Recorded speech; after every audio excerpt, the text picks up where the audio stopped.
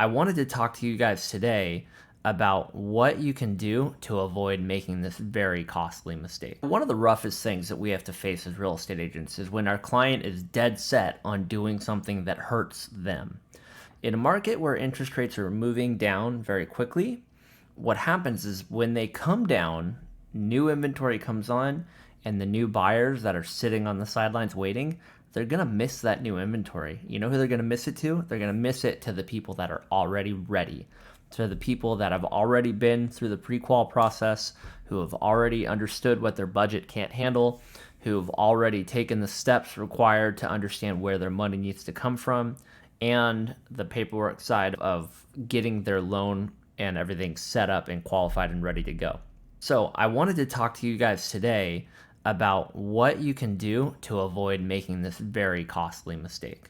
One of the things that happens is buyers, they get excited about this idea of buying the right house. It's a very emotionally driven decision.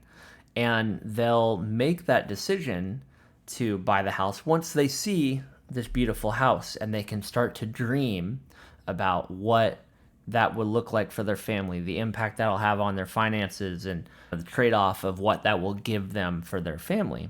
It's completely understandable that's hard to do and hard to conceptualize when you don't see a great property that makes sense for your family. So one of the beautiful things that you can do for your family, one of the most powerful things you can do for your family, is grit your teeth, get through that pre-qualification process even before you've seen any properties, just so that you're ready to go when that perfect property comes along. Because what's going to happen in 2024 is when rates come down, inventory is going to go flying up.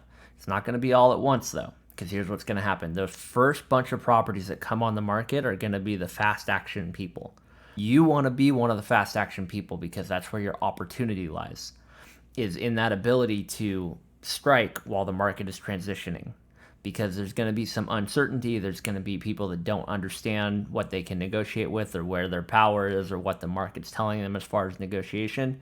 And there's opportunity for the person who's ready. If you're a buyer in 2024, you're thinking about buying in 2024, maybe you've missed out on the market in 2020, 2021, and you see that happening again and you don't want to miss out again, but you're overwhelmed because prices are too high and interest rates are too high and who could possibly afford this? So there's people out there that can afford it. It's probably you, but you can't get out of your own way to go get qualified. So let's get you qualified. So let's dream first. Let's imagine this scenario.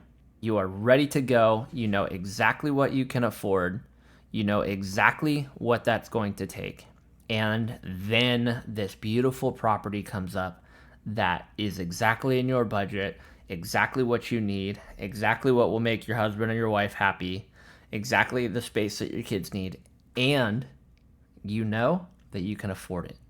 You can walk into that with your head held high and your chest puffed out, knowing that you can negotiate aggressively and you can get it done for your family.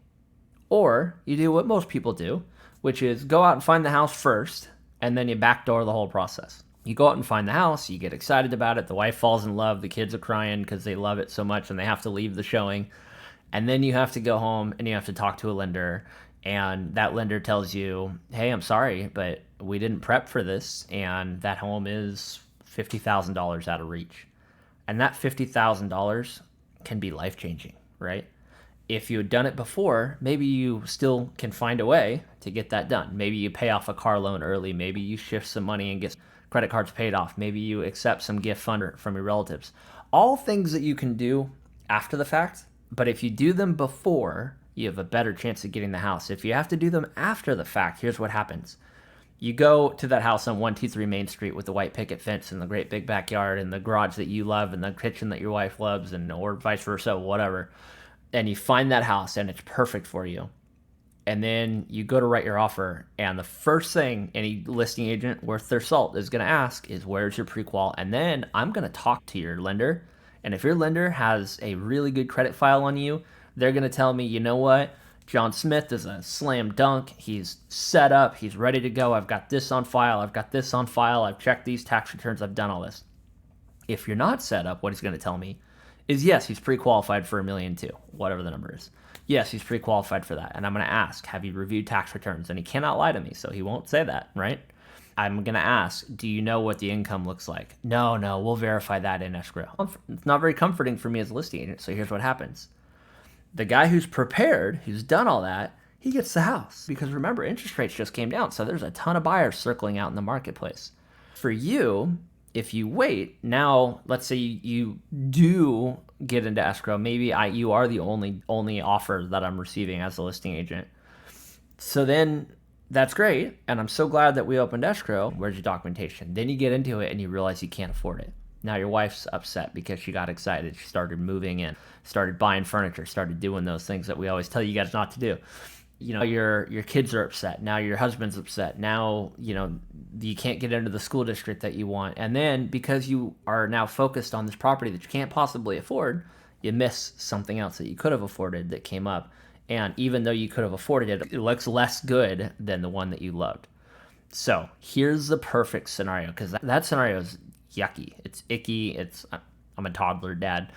It's gross. It's uncomfortable. That scenario sucks. The better scenario is being prepared, having all that stuff lined up so that you can go into this confidently, and having the emotional resilience now, before there's any property, before there's anything to get excited about, before you know anything or don't know anything, and have that documentation on file. Just thought I'd share that with you guys today. Thanks for tuning in, and we'll see you next time.